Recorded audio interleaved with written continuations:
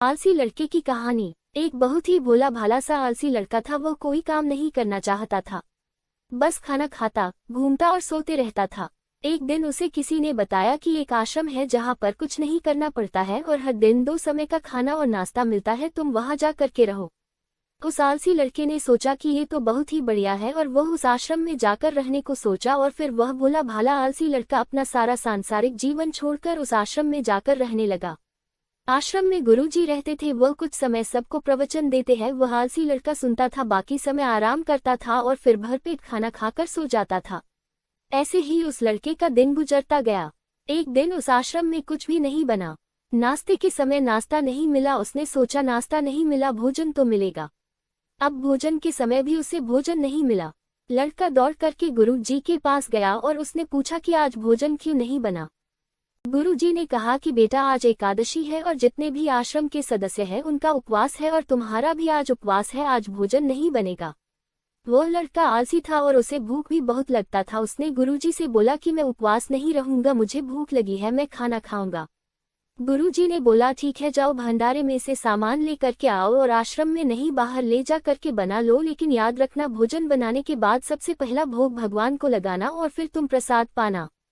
वो लड़का बोला ठीक है और फिर अनाज लेकर नदी की ओर पहुंचा। भोजन पकाने लगा, तैयार हुआ। उसके बाद कहने लगा कि भगवान श्री राम आए, पधारिए, भोग लगाइए।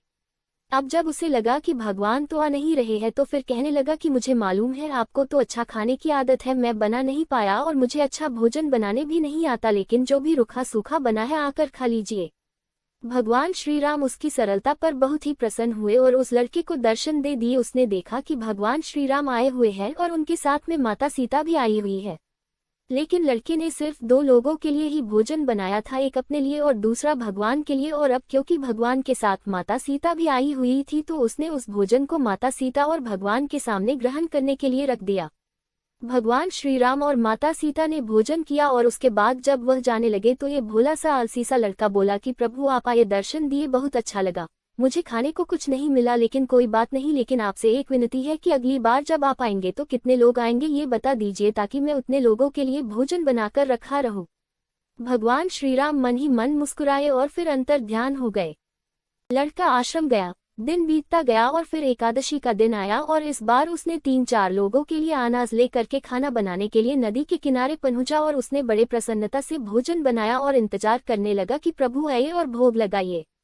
इस बार लड़का देखता है कि भगवान श्री राम पूरा राम दरबार ले करके आए हैं, जैसे माता सीता, लक्ष्मण, भरत, हनुमान जी और सभी लोग आए हैं। लड़के ने 3-4 लोगों का भोजन बनाया था और इस बार भी भोजन कम पड़ गया। लड़के ने निराश होकर भोजन को प्रभु के आगे रख दिया। उन्होंने भोजन किया और फिर चले गए और इस बार भी लड़का फिर से भूख रह गया। अब लड़का फिर आश्रम गया, दिन बीतता गया और फिर एकादशी का दिन आया और इस बार गुरुजी से कहने लगा कि गुरुजी मुझे इस बार थोड़ा ज्यादा अनाज चाहिए। गुरुजी सोचने लगे कि यह इतना सारा अनाज का करता क्या है, कहीं इसे बेचता तो नहीं है। फिर उन्होंने कहा कि ठीक है, भूख से परेशान रहता है। लड़के ने कहा कि नहीं गुरुजी, मैं भूख से परेशान नहीं रहता हूँ, प्रभु के साथ बहुत लोग आते हैं, उनको भी तो भोजन करना पड़ता है। गुरुजी को लगा कि लड़का पागल हो गया है, लेकिन गुरुजी ने सोचा कि चलो एक बार चलकर देखते ही कि लड़का इस अनाज का करता क्या है। वह भोला सा लड़का अनाज लेकर के नदी के किनारे पहुंचा और इस बार भोजन बनाया नहीं। उसने सोचा कि प्रभु हर बार ज्यादा लोगों को लेकर के आते हैं, इस बार वह जितने भी आएंगे खुद बना करके भोग लगा लेंगे और फिर प्रेम से प्रभु को बुलाने लगा।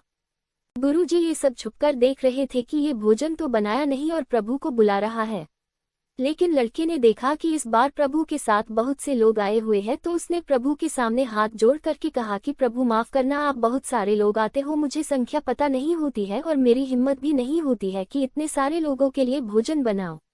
आप स्वयं आए, बनाइए, खाए और भोग लगाइए। प्रभु मुस्कुराते हैं और अपने साथ आए सभी लोगों के साथ मिलकर के भोजन बनाते हैं। गुरुजी ये सब छुप करके देखते हैं और फिर लड़के के पास आ करके कहते हैं कि तुम ये कर क्या रहे हो। लड़का कहता है कि गुरुजी आपको दिख नहीं रहा है कि भगवान श्री राम पधार चुके हैं, माँ सीता आई हुई है, हनुमान जी आए हैं और भी सभी लोग आए हुए हैं, भोजन बन रहे हैं। गुरुजी ने बोला कि पागल हो गया है, मुझे तो कोई दिख नहीं रहा है। लड़का गुस्सा हो गया और बोला प्रभु आप ये क्या कर रहे हो, एक तो मुझे भूखा रखा है और गुरुजी को दर्शन नहीं दे रहे हो, जो मुझे पागल समझ रहे हैं, कृपा करके गुरुजी को दिख जाओ। भगवान बोले नहीं, मैं इन्हें नहीं देख सकता। लड़का बोला, क्यों नहीं दिख सकते, मेरे गुरुजी तो बहुत महान है, बहुत बड़े ज्ञानी और ज्ञाता है। भगवान बोले, हाँ ज्ञानी और ज्ञाता होंगे, लेकिन तुम्हारी तरह सरल नहीं है। जो सरलता तुम में है वो तुम्हारे गुरुजी में नहीं है। लड़के ने ये बात गुरुजी से कह दी कि भगवान श्री राम कह रहे हैं कि आप में सरलता नहीं है, आप मेरी तरह सरल नहीं है, इसलिए आपको नहीं दिख सकते। गुरुजी की आंखें नम हो गई और रोने लगे कि और बोले कि बिल्कुल सही कहा, मेरे अंदर तुम्हारे जितना सरलता नहीं है, और फिर माफी मांगने लगे। फिर भगवान ने गुरुजी को भी दर्शन दिए। ये कहानी हमें सिखाती है कि जीवन में सरलता सबसे आवश्यक है। जितने सरल बने रहेंगे उतना जीवन में आगे बढ़ते चले जाएंगे। जब आप सरल होते हैं तो आप खुद भी मुस्कुराते हैं और दूसरों को भी मुस्कुराने की वजह देते हैं।